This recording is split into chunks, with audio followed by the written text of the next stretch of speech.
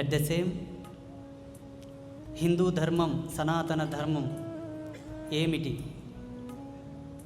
రెండవది, ఎందుకు సనాతన ధర్మం అవసరం మనకు, ప్రపంచానికి, ప్రకృతికి? సనాతన ధర్మం అంటే ఏమిటి, ఎందుకు అవసరం? మూడవది, ఎంతవరకు సనాతన ధర్మం ఉంటుంది, ఎంతవరకు పాటించాలి? ఈ మూడే అంశాలు ప్రతి ఒక్కరికి అవసరం.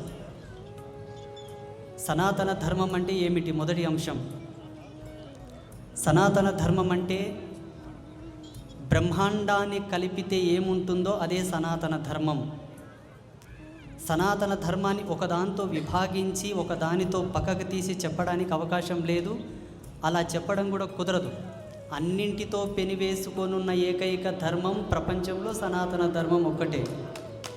అన్నింటితో